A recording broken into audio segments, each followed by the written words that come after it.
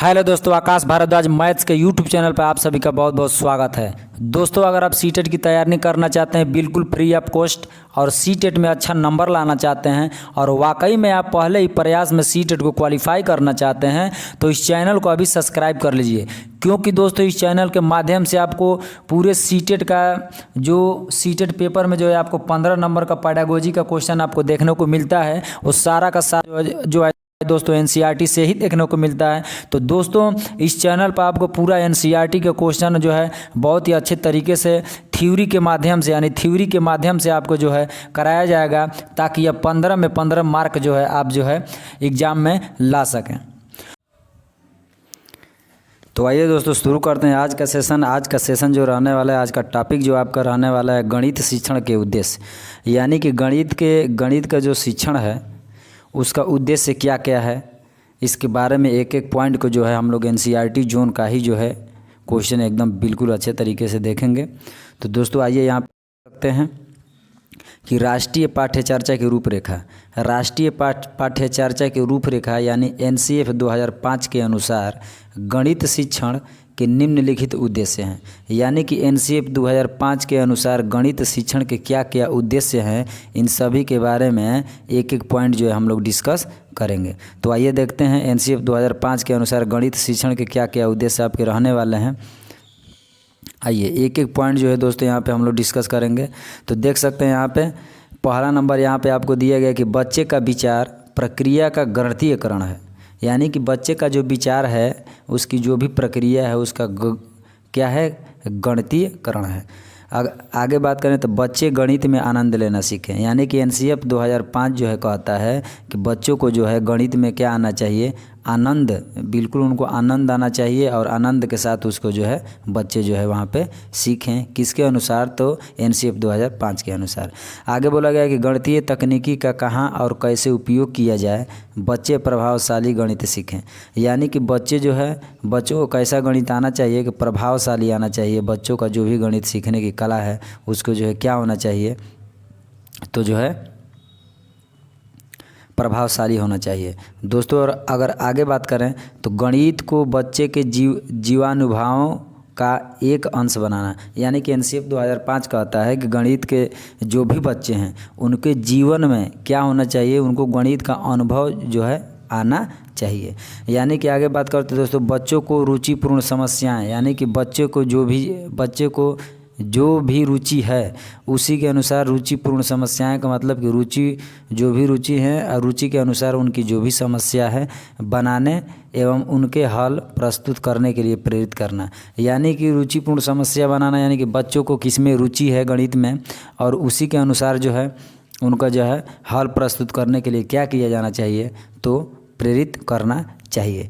अगर आगे बात करें तो बच्चों में तार्किक चिंतन को विकसित करना। यानी कि बच्चों के अंदर जो तर्क करने का यानी चिंतन करने का जो भी क्षमता हो उसको जो है एनसीएफ 2005 कहता है कि बच्चों के अंदर जो है तार्किक चिंतन विकसित करना चाहिए। अगर आगे बात करें तो बच्चों को गणित की मूल संरचनाओं जैसे अंकगणित, बीजगणित, ज्यामिति और त्रिकोणमिति को समझना। यानी कि बच्चों को जो है अंकगणित, बीजगणित, ज्यामिति और त्रिकोणमिति को समझ में आना चाहिए। एनसीएफ 2005 जो है यही कहता है।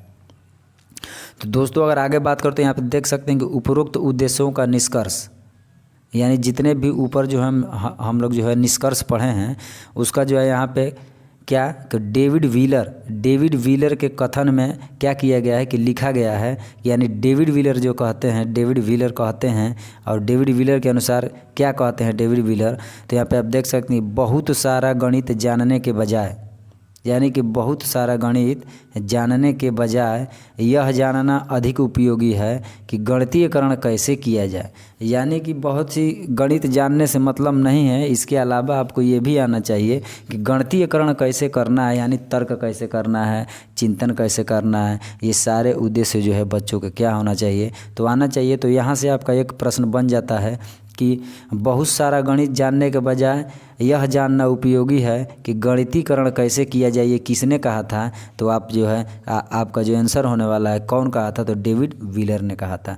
अगर आगे बात करें तो देख सकते हैं कि जॉर्ज पोलिया जॉर्ज पोलिया के अनुसार स्कूली गणित शिक्षण के दो मुख्य उद्देश्य हैं। जॉर्ज पोलिया के अनुसार स्कूल का जो भी गणित होता है उस शिक्षा के कितने उद्देश्य हैं, तो दो उद्देश्य हैं। तो आइए देखते हैं कौन कौन से उद्देश्य हैं। पहला नंबर उद्देश्य आपको यहाँ पे बताया गया अच्छा और संकीर्ण उद्देश्य, अच्छा और संकीर्ण उद्देश्य। यानी कि इसमें जो है यहाँ पे आप देख सकते हैं कि इस उद्देश्य के अंतर्गत, किसके अंतर्गत, अच्छा और संकीर्ण उद्देश्य के अंतर्गत, इस उद्देश्य के अंतर्गत रोजगार योग्य ऐसे वयस्कों का निर्माण करना है जो सामाजिक और आर्थिक विकास में योगदान दे सकें। यानी कि इसके अंतर्गत जो है रोजगार जो भी कर रहा है, जो भी वयस्कों का वो निर्माण करना है और सामाजिक और आर्थिक विकास के रूप में क्या कर सकें, वो योगदान दे सकें। यह संख्यात्मक संक्रियाओं जैसे मापन, यानी कि किसी भी चीज़ को जो मापा जाता है, भिन्न, प्रतिशत और अनुपात से संबंधित है। और यह जो है और इसकी जो है संख्यात्मक जो है क्या है, संख्यात्मक संक्रियाएं जो हैं, मापन यानी मापना, भिन्न जो भिन्न आप जानते हैं, प्रतिशत भी जानते हैं, और अनुपात में रेशियो से यह जो है क्या है, संबंधित है। इस प्रकार अतः गणित का सीमित लक्ष्य है, गणित का जो है क्या है, सीमित लक्ष्य है लाभप्रद, क्या है, लाभप्रद क्षमताओं का विकास करना। यानी कि इसका यही उद्देश्य है कि लाभप्रद क्षमताओं का क्या करना, विकास करना। आगे दोस्तों बात करें दूसरा उद्देश्य क्या है, तो दूसरा उद्देश्य यहाँ पे देख सकते हैं। दूसरा उद्देश्य आपका हो जाता है ऊंचा उद्देश्य। ऊंचा उद्देश्य का मतलब इस उद्देश्य के अंतर्गत बढ़ते बच्चे के आंतरिक संसाधनों का विकास करना है, अर्थात बच्चे में चिंतन का विकास करना। यानी कि बच्चा कैसे चिंतन करे गणित में, ताकि वह अमूर्त विचारों के साथ काम कर सके। यानी उसका विचार जो है बहुत ही अच्छे तरीके से विचार उसको आना चाहिए और उसी के अनुसार बच्चा जो है कार्य कर सके। आगे देखा जाए तो गणित विषय का उच्च लक्ष्य है कि बच्चे, यानी गणित जो विषय है उसका जो लक्ष्य क्या है कि बच्चे को क्या क्या आना चाहिए, क्या नहीं आना चाहिए। तो आइए इसको देखते हैं। गणित विषय का उच्च लक्ष्य कि बच्चे जो है क्या क्या होना चाहिए, गणितीय ढंग से सोच सकें। यानी कि गणितीय तौर पर क्या कर सके बच्चे, जो भी है सोच सकें, तर्क कर सकें, यानी कि तार्किक क्षमता जो है बच्चों में आना चाहिए। मान्यताओं के तार्किक परिणाम निकाल सकें, अमूर्त को समझ सकें, यानी कि जो भी अमूर्त चीज़ें हैं उनके जीवन में घटनाएं घट रही हैं उनको जो है क्या हो सकें, समझ सकें। समस्या पहचान कर उसका हल ढूंढ सकें। बच्चों को गणित सीखने का मतलब ये हुआ कि उनके सामने जो भी समस्या आए उनको जो है पहचान कर उसका जो है सॉल्यूशन जो है बच्चे क्या कर सकें, तो ढूंढ सकें। तो दोस्तों अगर आगे बात करें तो यहाँ पे आप देख सकते हैं कि उपरोक्त दोनों उद्देश्यों के अनुशंसा NCF 2005 ने भी की है। यानी कि जो ऊपर जो है उद्देश्य हम लोग पढ़े हैं उनका अनुशंसा कौन करता है, तो NCF 2005 भी इसका जो है अनुशंसा करता है। तो दोस्तों NCF 2005 के अनुसार प्राथमिक स्तर पर गणित शिक्षण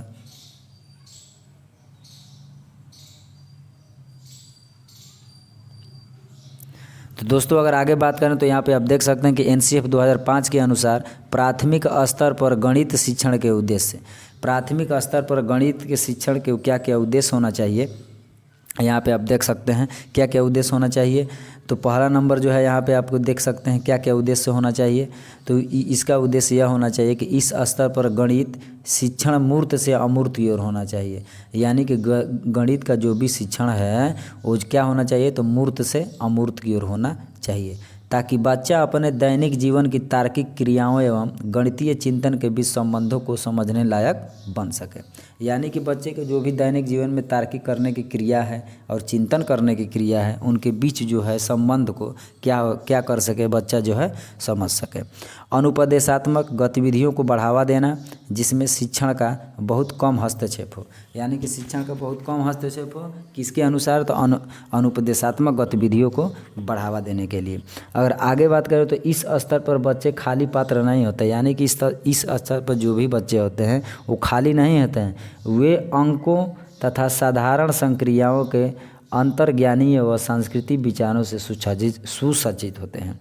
यानी कि ऐसे बच्चे जो है खाली पात्र नहीं होते हैं, अंक और साधारण संक्रिया जो भी होती है, अंकीय क्रिया और साधारण संक्रिया, उनके जो है अंतर्ज्ञानी, उनके अंतर के ज्ञान को जो है और संस्कृति के विचार को जो है क्या होते हैं, तो सुसज्जित होते हैं।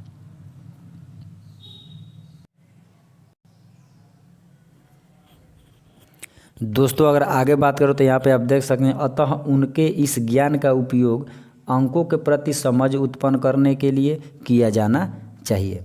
यानी कि जो भी उनके पास ज्ञान है उनका उपयोग जो है किस में करना चाहिए दोस्तों, तो उनका जो है किस में करना चाहिए, समझ, यानी कि उनके अंकों के प्रति, यानी अंक जो भी हैं उनको समझने के लिए जो है उनके अंदर जो है उपयोग, अंकों का उपयोग करना जो है बच्चों को आना चाहिए। अगर आगे बात करो तो सीमित राशियों व छोटे अंकों के द्वारा बच्चों में तार्किक कौशलों का विकास होना चाहिए। सीमित राशि यानी कि बहुत सीमित ही राशि, और छोटे अंक यानी छोटे छोटे अंक जो है बच्चों के द्वारा जो है तार्किक कौशल जो है छोटे छोटे बच्चों को जो है अंकों को समझ सकें और उनके अंदर तर्क का ज्ञान हो सके। अगर आगे बात करें तो यहाँ पे आप देख सकते हैं, इस स्तर पर बच्चे संख्याओं के संदर्भ में पंक्तिबद्धता, वर्गीकरण एवं प्रतिवर्तिता में प्रवीण होते हैं। यानी कि इस स्तर पर जो भी बच्चे होते हैं संख्याओं के संदर्भ में यानी संख्याओं को जानना, पंक्ति के रूप में उनको जानना और उनका वर्गीकरण करना भी इन बच्चों को जो है इसमें जो है क्या होते हैं, प्रवीण होते हैं। अगर आगे बात करें तो गणित के अंकहीन क्षेत्र, यानी गणित के अंकहीन क्षेत्र का मतलब जिसमें अंकों का जो है प्रयोग ही नहीं किया जाता है, जैसे आकार हो गया, दिक् संबंधी समझ हो गया, पैटर्न हो गया, प्रतिरूप प्रारूप हो गया, मापन हो गया एवं आंकड़ों की हैंडलिंग को बढ़ावा देना है। ये कौन कहता है, तो एनसीएफ 2005 कहता है और प्राइमरी स्तर पर कहता है। अगर आगे बात करें तो छात्रों में गणितीय संचारण, यानी कि गणितीय विचारों को समाहित और संगठित करना। क्या क्या होना चाहिए, गणितीय विचारों को समाहित और संगठित करना की क्षमता का विकास करना। आगे बात करें तो बच्चों में संकल्पनात्मक आधार को बढ़ावा देना, ताकि शाब्दिक समस्याएं हल करते समय बच्चों को पता चले कि जोड़ना है कि घटाना है कि गुणा करना है या फिर भाग देना है। ये सभी संकल्पनाएं जो हैं बच्चों के अंदर होना चाहिए। अगर आगे बात करें तो संक्रियाओं के प्रसंगानुसार परिचय के बाद यानी परिचय पश्चात भाषा और प्रतीकात्मक संकेतनों का विकास करना। परिचय के बाद क्या होना चाहिए, भाषा और प्रतीकात्मक यानी कि चिन्ह जो भी है उनके और संकेत जो भी हैं उनका जो है बच्चों के अंदर क्या होना चाहिए, तो विकास होना चाहिए। अगर आगे बात करें तो भिन्नों की संक्रियाओं पर कम जोर देना, ताकि बच्चे में भय उत्पन्न न हो। दोस्तों बच्चे में भय उत्पन्न हो जाता है कि बच्चों को भय इसलिए उत्पन्न होता है कि भिन्न को देखते ही बच्चे जो है क्या होते हैं, तो जो है डर जाते हैं। तो इसलिए भिन्न की संक्रिया पर जो है बच्चों को जो है कम जोर देना चाहिए ताकि वो डरने से बचें। अगर आगे बात करें तो संख्या बोध से संख्या पैटर्न की ओर बढ़ाना। संख्याओं का ज्ञान होते हुए संख्या के पैटर्न को जो है बच्चों के साथ क्या होना चाहिए, उनको बढ़ाना होगा।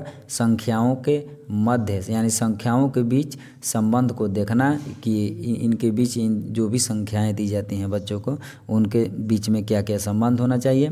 संबंधों में पैटर्न खोजना ताकि बच्चों में जीवन उपयोगी कौशल का विकसित हो सके। क्लियर है दोस्तों।